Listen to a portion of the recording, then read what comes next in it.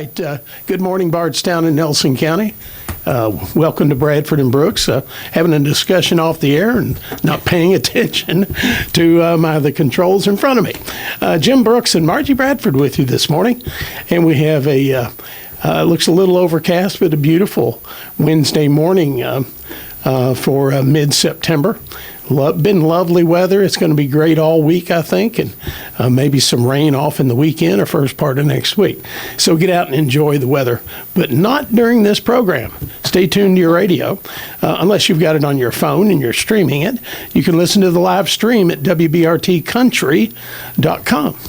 All right. Good morning, Margie. Good morning, Jim. Well, I think you beat me to the office here. After I got beat you to the office every time. Pretty much. Pretty much. But I was especially late this morning. I felt I better let you know that, yes, I'm awake, and yes, I'm on my way.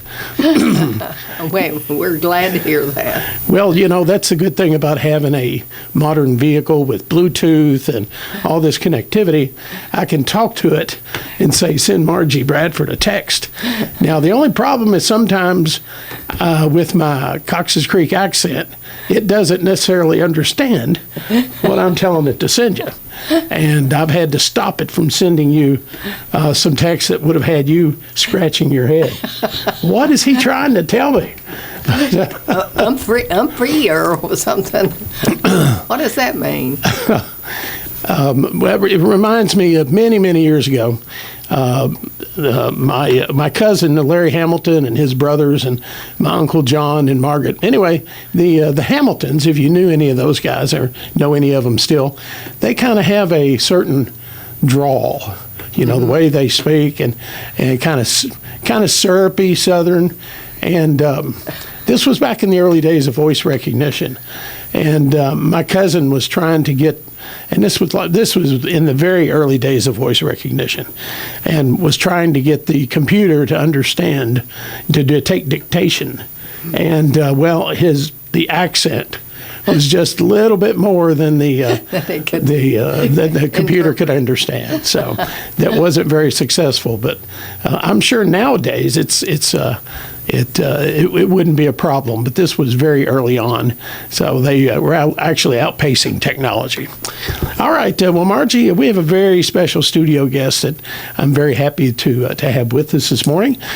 Kim Huston. Kim is president of NCEDA, Nelson County Economic Development Agency, and that's the umbrella agency over, and you have to make sure I don't miss one, Kim, the Bardstown Nelson County Chamber of Commerce, the Tourist Commission, Bardstown Main Street, and Industrial Development. Oh, yeah, that's of course Bardstown Industrial Development Corporation, and so and all of that really is economic development. It really is, and especially now, you see it.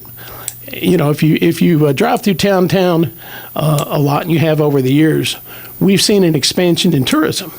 Tourism used to end, as I was telling Kim earlier, tourism used to end like when the drama closed, and things slowed up for the late fall and throughout the winter. But that's not so much the case. And of course, we have a lot of thanks to give to the people that work in the courthouse, that organize events, that keep interest up in coming to Bardstown through what used to be the off season, and now it's just a different season for tourism. But welcome to the show, Kim. I'll shut up and let you talk a little bit. Thanks for coming. No, always nice to be here. And you're right about... Check your mic. Make sure that switch is on, please. Go. How about that? All right. You're right about the seasons changed because, the attractions now we have, the bourbon industry and several other things like that, they're open year-round. And so we're having people come in. Are you able to hear me? I think so. Yeah, go ahead. So yeah, it's changed. The seasons here have changed. There's not really a down season like there used to be. I mean, people would literally shut down January, February, and March also, just up until a few years ago.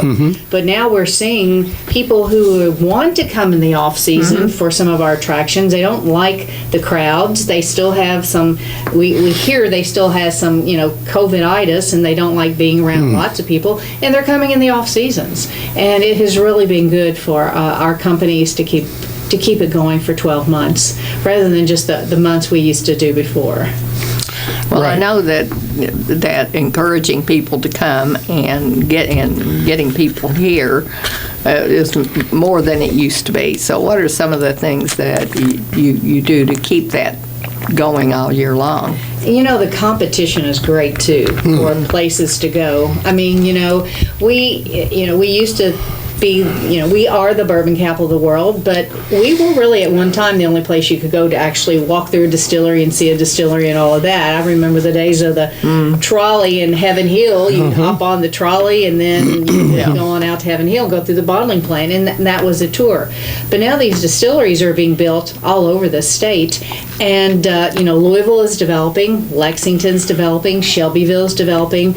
Springfield, look what's happening in Springfield. We actually have one of our own distilleries, Willett, who's building another distillery and warehouses over there. And so, we're sharing the love, is what we call it, as far as, distilleries go. So there's a lot more competition for that bourbon person, that bourbon enthusiast that's looking out there. And what we promote ourselves is base camp.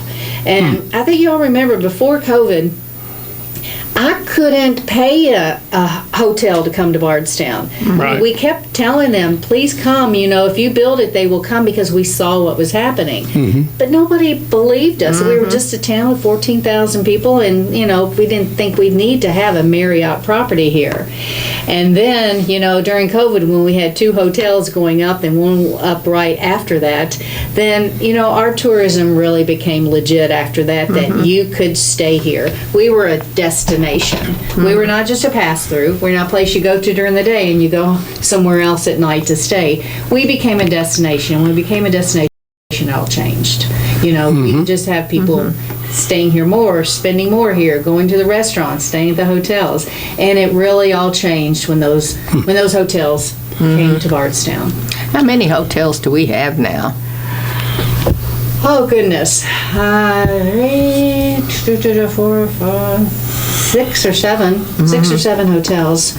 We've got over, if you include all the Airbnbs in town now, and you include all the hotel rooms, we're tippy-toeing at 1,000 rooms now, to where, we had the Hampton Inn, and we had, Best Western, and just a couple of other small ones. We had 300 rooms at one time. But now, we are tippy-toeing, and the Airbnb business is huge too. I mean, we have over 50 Airbnbs, each have 2 or 3 rooms in them, so you count those, and that's a demographic that's new to us too. Right. I mean, nobody ever thought about those things before, but it's a new way people are traveling, and now we've kept up with it to where we're on this Airbnb DNA or something like that, to where we're one of the top places to invest in an Airbnb, and so it's crazy.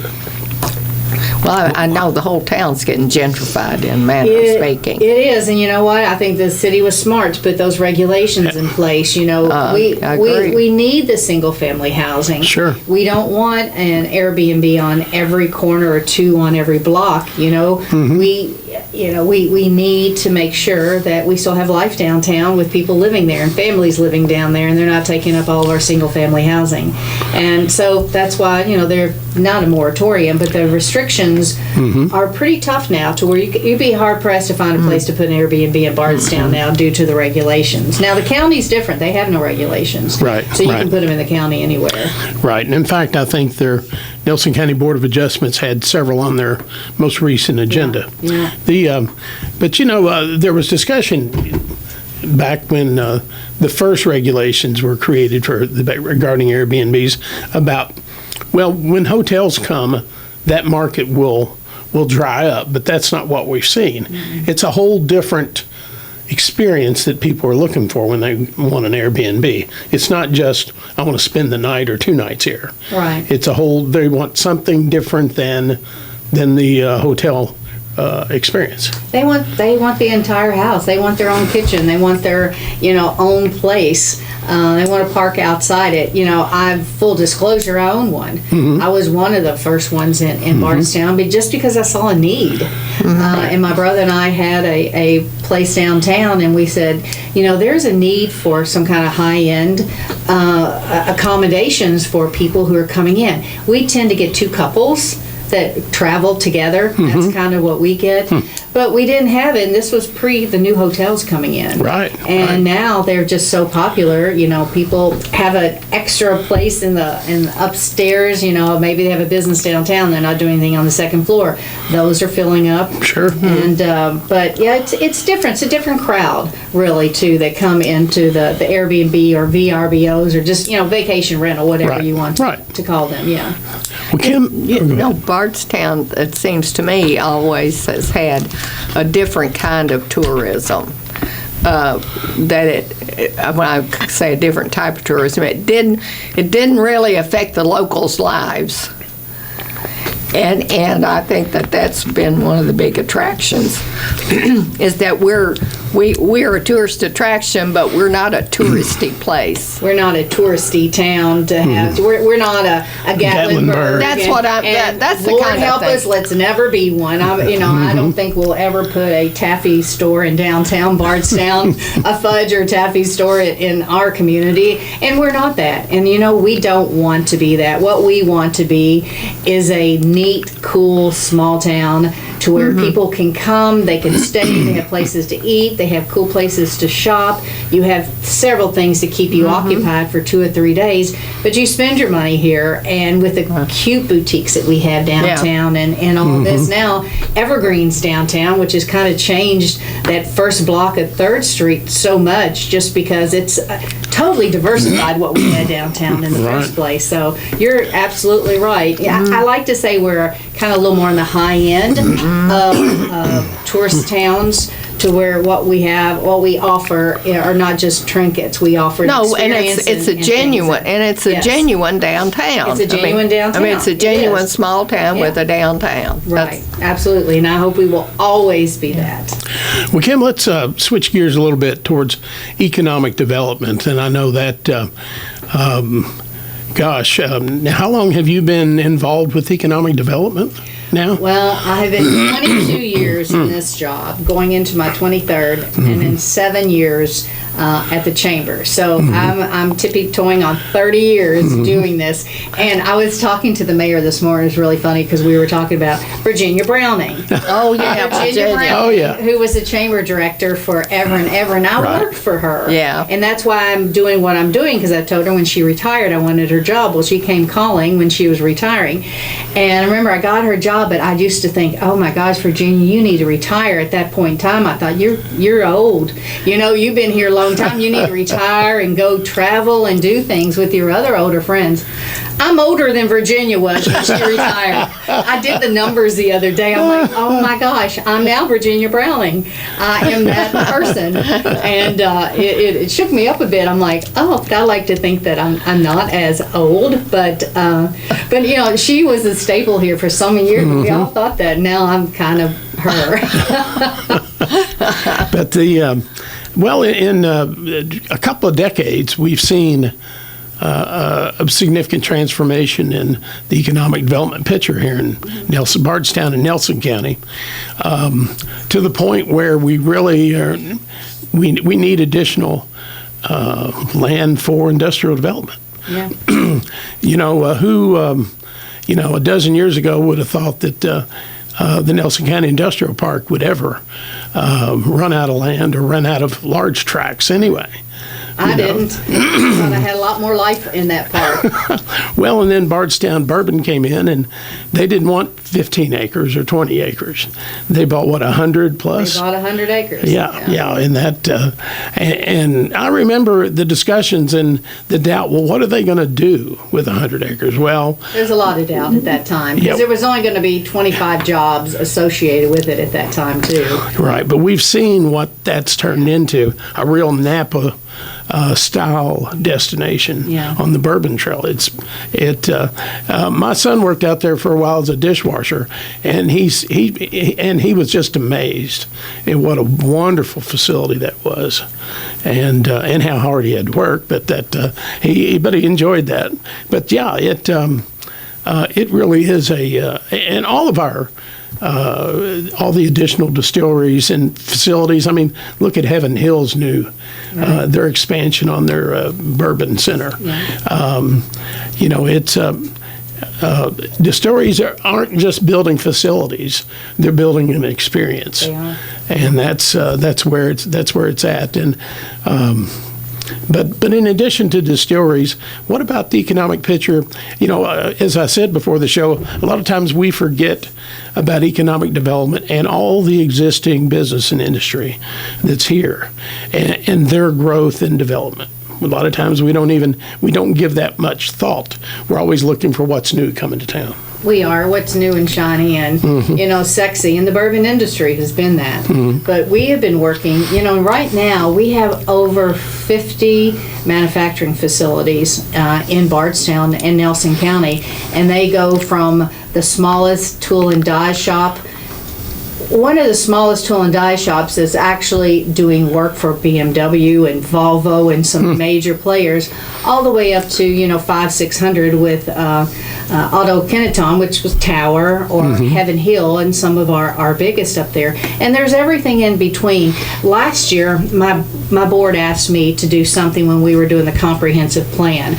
I had somebody sit next to me and say, all we care about the distilleries. That's all we have in Bardstown. So it sent me back to my list of companies, and I put them down, and I did a pie chart on the types of companies we had, and it was a perfectly sliced pie to where distilleries are automotive, our plastics, our logistics, our distribution, all these types of things. The numbers of companies were all even. And people don't realize that. They think we're all about bourbon or we're all about making parts. But there's a lot of companies out there. I mean, Takigawa. Takigawa makes high-end bags, whether it be for dog food or whether it be for coffee or things like that. Right. And they're sitting there in one of the most state-of-the-art, clean facilities I've ever seen in my life.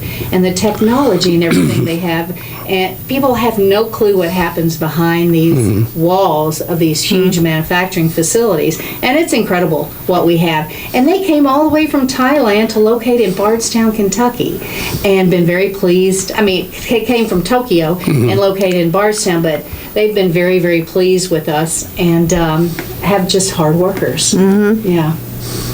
Is it possible for somebody, say, to get a list of all of the manufacturers? Oh, I have them. Yeah. I do. They're actually on my website. If you go to www.incita.net is my website, and there's a document on there that I think it says facilities manufacturing list or something, and you can look them up there. Everything that we have, what they do. It's quite interesting what goes on behind those walls. Well, it is, because the ordinary citizen just tooling down the street's not going to know that. No, they're not, especially when you have the Wilson Industrial Park, tucked back there behind the trees. You really wouldn't go to Tower and all that unless you have a reason to go back. Right. And unless you're going to Bardstown Bourbon Company for, lunch, chances are you're not going to enter that unless you're cutting through going to Woodlawn Road. So, we have flowers out there, we have, bread, we have bags, we have stamping for the automotive industry, and we have bourbon. Can't get more diverse than that in one industrial park. Well, that was the point I was going to make, Kim. Of course, remembering back to our youth, it seemed, of course, after Gus Wilson became mayor many moons ago, and natural gas came to Nelson County in Bardstown. That was a huge thing. You know, and They ran on that, right, I think, when they were running for office. Right, and we had our first industry, or not first industry, but industry that could locate here and not burn coal. Right. We had Lily Tulip. Lily Tulip, Bird Vinyl, Burroughs, and those were some of the first jobs. You either worked for a local company, you worked for a farm. At a distillery have always been premium jobs. Growing up on Maple Hill, it seemed a lot of the dads that lived in our neighborhood, a lot of them had distillery related jobs, and those were great jobs. And those, of course, we were all good Catholic families, and had 7, 8, 9 kids shoehorned into a 900 square foot 2-bedroom house. But those jobs and the local jobs made it possible to have families and provided well. My father was one of the lucky ones, had a job at the post office, and that was another good job. But when you think today, the diversification of employment here in Bardstown and Nelson County, it's light years beyond what we thought diversification would be. We get a stamping plant from Japan, wow, But when we have so much industry now related in so many different areas, it's kind of mind-boggling what, we do. And I don't know if Gus Wilson had the vision for this, but something tells me he knew which way we needed to go. Yeah, I think he did. He's always been my mentor. The very first job I had was working at the little tourism square box over there in Park Biome. Virginia Browning was there. Right. And you had to write a letter to Gus Wilson and tell why you should be chosen. It was one of these, everybody wanted it, and so you had to write a letter. And I remember he picked me, and I got to work there for 2 summers.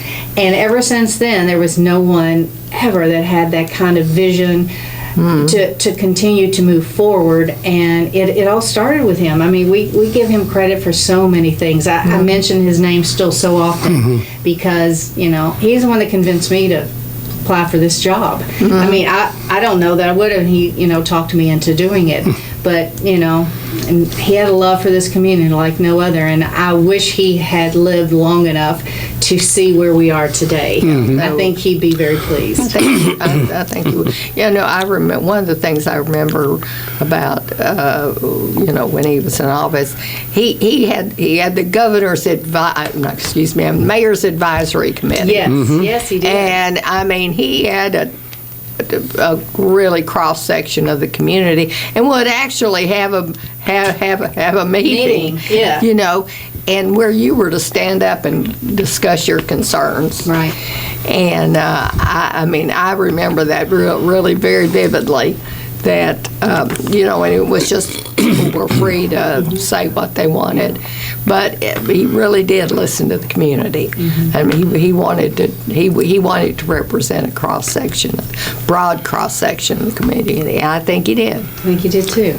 Well, Kim, with economic development, the news has been dominated in a number of months now by all the news coming out of Hardin County with the Blue Oval battery plant. And you drive down, the first time I went down 65 and I saw that development, it looked like they're building a city. And they basically are. Make the size of It some is. cities. Yeah, Yes, you're right. it's tremendous. And I know that all of the counties in the Lincoln Trail area, everybody's wondering, what do we need to do to prepare for to help support this? And now, of course, it's a little. I don't know if it's considered too far away to be concerned about housing or not. When you consider that my brother lived on Berber Road and commuted to Georgetown for Toyota for many years. And people still do. Well, I mean, how many people still ride to Ford every day? Or GE. When you get on one of those GE, I mean, some of those, we're basically, I think, 35 miles door to door to that plant down there. Easy drive, much easier than anybody had it for Ford or GE. I mean, the roadway is easy, the bluegrass, hop on 65, and there you are. Right. And it's my counterpart over there always says, be careful what you wish for. They were really hoping they would get something like that, and now it's here, and he's like, whoa, we didn't realize how much of a change. I think they said on the news today that they're expecting the population in Hardin County to grow by 20,000 people or something like that. We already have companies that are looking at Bardstown for manufacturing facilities that will supply parts over there. Right. So, we're in a really good position. If I had more land to sell, I could probably sell the entire industrial I was going to park. ask you what land are they going to get on? We have one track, and we're showing it to some of those right now. But we know because of who we are here in Bardstown and the livability that we have here, we're going to have a lot of people going to live here, and they're just going to hop on the roads. They're going to use our schools. They want to be in our schools. They've heard good things about our schools. They heard good things about our community and all the amenities. And I can see some high-end managers, management opportunities, people in financing and things like that, wanting to live here and then just drive back and forth every day. For some of these where they're coming from, it's going to be an easy drive for them too. So housing is going to be an issue for us. I don't think we're going to have the population boom, of course, like Hardin County is, but I don't think we want it. And we don't want it. We don't want it. Sometimes I fear we're maybe a little too close, but I think it's going to be a positive effect. I know my companies are nervous. All my industrial companies are nervous because is nothing better than working for a brand new shiny place to go to work, and a company like Ford as well too. But they're afraid that they're going to lose some of their people and going to have a hard time filling those positions with an unemployment level at 3% right now. So they're nervous, and I think they have good right to be nervous. Well, I think my impression is that it's not always easy filling openings now in manufacturing in different sectors. So yeah, we haven't really we haven't got back post-COVID really. We're not back to the levels that we were before 2020. So a lot of people did not come back to the workforce after that, and they're having just trouble people staying at work. I have a plant manager on my board, and he was talking about they ended up hiring 53 people, and of those 53, 5 ended up coming back to work a week later. And it's tough right now. The job market is tight. It's really hurting the hospitality with the restaurants and things like that. So I'm just hoping we bounce back and everything goes like it used to be here, but I don't see any sign of that anytime soon. Well, I will tell you that when I go through a drive-through, and there's some restaurants I go through on a fairly frequent basis around the same time, and it's like I see a rotating number of new faces every time. And when I run into somebody who's obviously new, I always try to encourage them and say, it's hard being new at any job, but hang in there. It'll get easier, because that's one of the things my kids have faced is just being the new guy. And it is tough, but that's one of the lessons you learn in life. And when your boss asks you how's it going, you don't tell them that you're shaking in your boots and you're scared. You say, it's going great. Yeah. Right. And I told my son that, and he said, you mean I'm supposed to lie? And I'm like, well, it's kind of a creative truth. It's you make the truth you want to be. You want to be confident. You want to be comfortable. And you that's, make it till you make it. Exactly. I've used those same words. But anyway, but apparently we're still on people's list for a possible future economic development. And I know I'm always encouraged when there's a closed session of the Bardstown City Council or fiscal court, and you're in the audience. It's like, yes. I remember we talked about that one time. It was like when Kim is asked to stay in an executive session, we know something good's getting ready to happen. That's right. Yeah, those are fun too. Those are a lot of fun, and I see us, even though we don't have land right now, I see us being able to find that land, being able to develop more, to have a funeral companies. I'm not saying we want the 500, person companies. 100 to 250 is such a good place for Bardstown and our people here.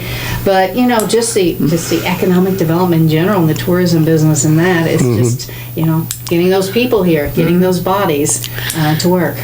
And I think that the property there where Blue Oval's locating, that has an interesting history because that land had been purchased. And I'm trying to think of the automaker who was looking at it. This is more than 20 years ago. Hyundai, yeah. And one of the men I worked with at the News Enterprise, he was a pressman, and I knew him real well. He had several farms in the area, and he sold one of his farms to be part of that large tract. And he came out smelling like a rose, of course.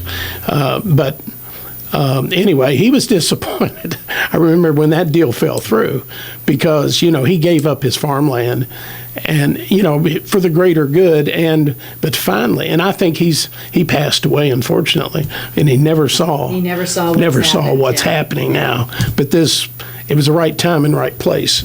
And they had the land to develop. Yeah, we had that mega site forever. If you have a mega site in your state, everybody wants a mega site to hold on for that big project. And right place, right time with the land, and it happened. It's so good that Ford is part of this as well because, they're family. They're family, really, Ford is. And so that made it good too. And the SK, the South Korean piece of it's different. We've just got a bunch of new, different jobs and types of people that are coming into the state of Kentucky, and I think it's going to be pretty incredible. Well, I know that I know when I see the governor in town, and it's not campaigning or a fundraiser, and it's usually it's for. I just hear he's coming to town. I'm like, well. That's always a good thing. It's a good thing. There's something that's going to be announced. Right. Or a ribbon's going to be cut, or a ground's going to be dug. Something's going to happen. Or he's going to have one of those big checks to hand to somebody. Nice too, So that's always good. Yeah. All right. Well, Kim, let's take a commercial break. And you're listening to Bradford and Brooks, Jim Brooks and Margie Bradford, and we are having a great discussion with Kim Huston, the president of the Nelson County Economic Development Agency, and about economic development and all things related to that, and a little ancient history as well. Showing my age here. All right. We'll be back in just a few minutes after these messages. Stay tuned. All right, you're back with Bradford and Brooks. Jim Brooks and Margie Bradford with you this morning until the top of the hour, which is about 12 minutes away. And you can listen to our continued conversation with Kim Huston. Kim joins us this morning, and we're talking economic development and all things Nelson County. Well, Kim, many of our listeners may not remember that you are a multimedia person. You have used to do radio. I started here. My first job, Tom Isaac and Scott Cedarholm hired me part-time when I was in college to be a weekend anchor person. And then I had a boyfriend at UK who was a disc jockey on WLAP, and my counselor told me I had to decide what I was going to do with my life, and so I'm like, well, I can do that. I can do that. Radio, I'll do that. I had no other clue what I wanted to do, and that's what I majored in, and that's what I ended up in. And when I graduated college, I came home, worked with Scott and Tom as a news director here, and was there for 7-8 years, I guess. I had some good times. And then you got into video journalism, working for PLG. Yeah, that was fun. Again, Tom Isaac and I, people used to wonder about us. I'm like, we just kind of follow each other in our profession. So we started the PLG. Does anybody know what PLG stands for? No, it's a trivia question. Phoenix Loft Group. Good For you. Oh, The my what? gosh. The Phoenix Loft Group. Yeah. And because What the in the guys, world is the Phoenix it was Loft Tom Group? Isaac, Gary Burkott, and Steve Lowry would meet in his loft at his house down off of Flagey. Phoenix, because they're raising this from the Action Group, because they're a group of 3. So that's what it was. I used to say when I was there was peace, love, and God, because that sounds much better. That sounds like something people would remember and would be a nice name for PLG. Well, of course, I worked at the Standard a couple of different times with Steve, and he was one of the best bosses I ever had, because his ideology seemed to be stay out of the way of the people who are doing the work. You know, I mean, he was involved when he needed to be, but as long as you're doing your job, he's not going to interfere. And I appreciate it. I learned a lot from him in journalism and life in general. Well, let's see. And I remember the first time I met you, it was on a flatbed trailer at the Bloomfield Tobacco Festival. Yeah, I've been on a few of those in my day. Was Bonnie Drake sitting right next to me? Yes, she was. Yes, she was. Yeah, they would get Bonnie and I in there to MC the Bloomfield Tobacco Festival parade. And I mean, those are some of my best memories. Of course, being from Bloomfield, it's like, old home week, just going. And so the first Christmas parade they had over there, they invited Bonnie and I back to MC the Christmas parade over there, which was a lot of fun to be back with Bonnie. And then she and I worked together at WBRT, Northeast Nelson News. That's where Bonnie would call in from Bloomfield and do her Northeast Nelson newscast. Do they still do they don't still do the tobacco festival? No, they don't. Yeah. They revived it, I think, and gave it one more year, and they kind of changed it up. It was more of a fall festival, but they still do the Christmas parade. They still do that. It's very nice. Very good, very good. Well, Kim, the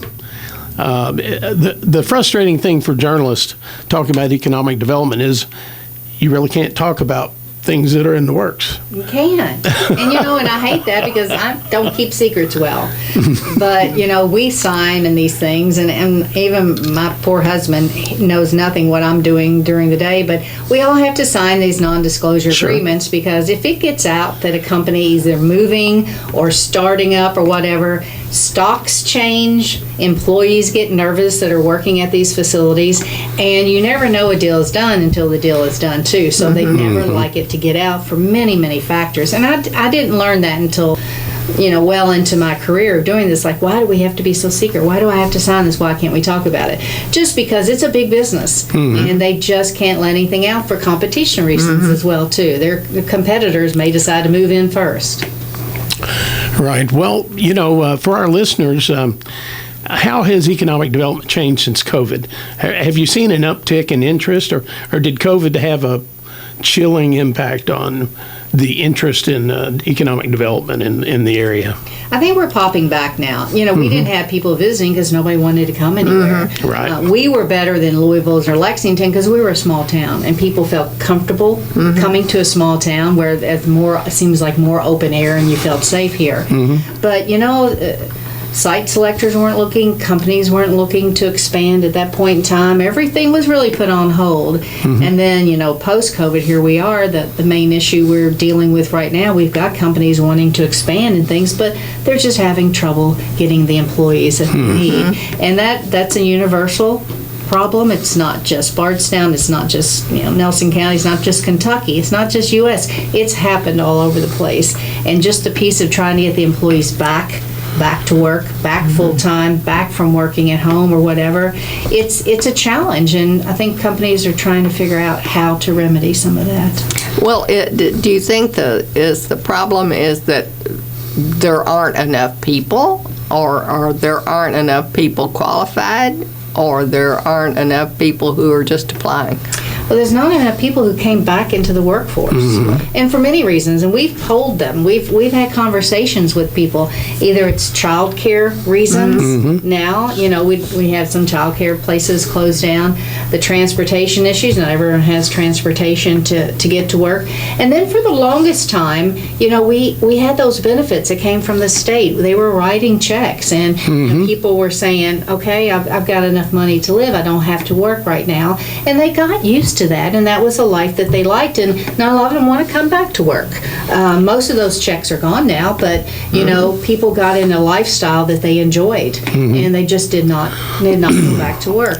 I think the child care problem is a huge problem. It is. I mean, not just in Nelson County, but in the whole United States. It is. I mean, there's just a disconnect between the amount of money that's available for setting up and doing these child care things and the amount of money that people have to pay yes. to do it. It's very expensive. So, you know, a mother or a father, whoever has, you know, who's in charge of raising the children, so to speak, I mean, you have to choose between staying home and taking care of them or going out and getting a job that's just barely going to cover what you're going to spend for child care. That's what we heard when we were talking to people. So there's still those factors, you know, I think are out there that we haven't gotten over yet. But, you know, visitors are coming back, and, you know, threefold. Companies are now considering, you know, building now. They're feeling confident again. You know, after COVID, honestly, our tourism numbers were better than they've ever been. As people felt comfortable and they wanted to get out, and they were flocking here. Even at the end of 2020 and early 21, we had the best year we ever had in 2021. And so, you know, we've benefited from some of those things just as a place people feel comfortable coming to. Right. Well, the same story I'd heard from Samantha was that you know, this tourism is that we're booming.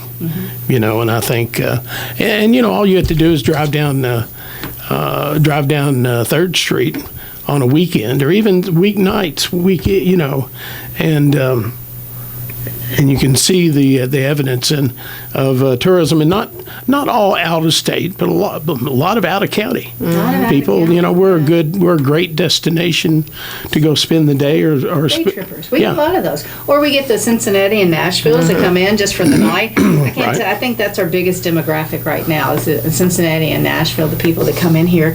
And you know what? When I want to go places, I go to Cincinnati or Nashville because it's close. You can get there in 2.5 hours. So it's only natural that they're coming here as well too. Right. Well, there's and plus the availability of short-term rentals downtown. I mean, what would be nicer than, you know, staying, you know, one of the upstairs short-term rentals. Right there, you walk down, you've got your restaurants, your bars, your, you know, all the activity of the community right below your feet. Yeah, it is pretty. It's attractive to a lot of visitors. Right. We don't have the bus traffic we used to have. No, but we're building back on that. Tourism they're going to all the bus tours now. They're coming back. They're not the big buses, but they're buses of specific demographics of people. And they may be like 30 and 40 to a group. They're not the 80 they used to get in on a bus before. But they're still doing it, and they're finding cool places to travel. So we're seeing buses come back, just not the big buses on the level they used to. I don't think, you know, we're not taking buses to places. When we need to go, we drive. And I think everybody's comfortable doing that now. Right. Well, Kim, we're down to about the last 2 minutes. Any final thoughts about economic development and how things are going? I mean, the economic climate here in Nelson County. I mean, you know, we live and see it every day, but you're the one that has to sell us, if that's the right word.